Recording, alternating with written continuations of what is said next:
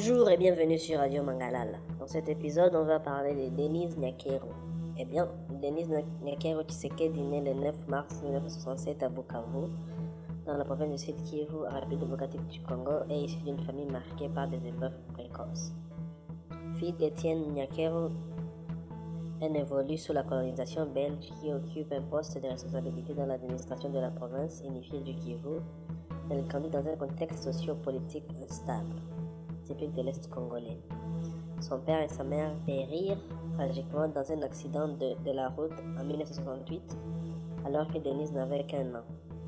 Elle était la benjamine d'une fratrie de 8 enfants, dont les aînés incluent Nyakero Naweza Speciose, Christine, épouse du général Gilbert Kabanda, et d'autres. Orpheline de père et de mère, Denise et ses frères et sœurs furent recueillis par leur oncle maternel, en chef des forces armées aéroises. Cet homme d'église, figure bienveillante, les éduqua avec rigueur jusqu'à sa mort prématurée en 1985 dans un accident de circulation sur l'avenue de l'université à Kinshasa.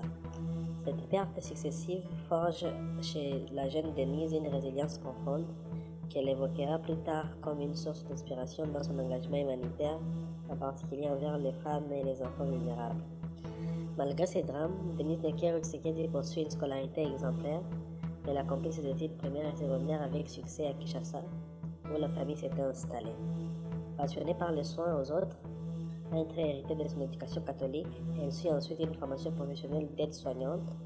Cette orientation professionnelle reflète déjà son inclination naturelle vers l'assistance et le soutien aux plus démunis, un thème récurrent dans sa vie ultérieure.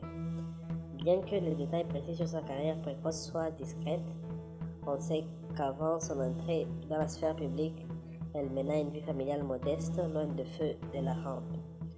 Denis Nyakero épouse Félix Antoine Tshisekedi Tshilombo en 1997, après une rencontre dans un cercle de la société civile et politique congolaise. Le couple est uni par une complicité profonde, aura 5 enfants, 3 fils et 2 filles, dont les prénoms et parcours restent largement protégés. Leur mariage, qui dure depuis plus de 25 ans, est souvent décrit comme un partenariat égalitaire où Denise joue un rôle de soutien indéfectible auprès de son époux, leader historique de l'opposition sous le régime de Joseph Kabila. Durant les années d'exil et de militantisme de Félix Tshisekedi, Denise gère la famille avec discrétion, affrontant les aléas de la vie politique, harcèlement, menaces et déplacements forcés. Elle se consacre à l'éducation de ses enfants et à des activités communautaires locales, cultivant la passion professionnelle comme la lecture et les moments en famille. En 2021, lors de conférences universitaires de l'État de Sud-Utah, elle confie « J'ai la chance de parler pour ceux qui murmurent dans le silence », soulignant comme ses expériences personnelles l'ont poussée à défendre la voix des marginalisés. L'histoire de Denis Nyakero prend un tournant décisif en janvier 2019, lorsque Félix Tshisekedi est élu président de la RDC, marquant la fin des 18 ans de pouvoir de Joseph Kabila. Devenue première dame, Denise émerge d'une vie privée pour endosser un rôle public. Son premier discours notable survient le 8 mars 2018, lors de la Journée internationale des femmes. Elle s'engage publiquement contre les violences faites aux femmes, en particulier les violences sexuelles, un flot endémique en RDC où des milliers de cas rapportés annuellement dans l'est du pays.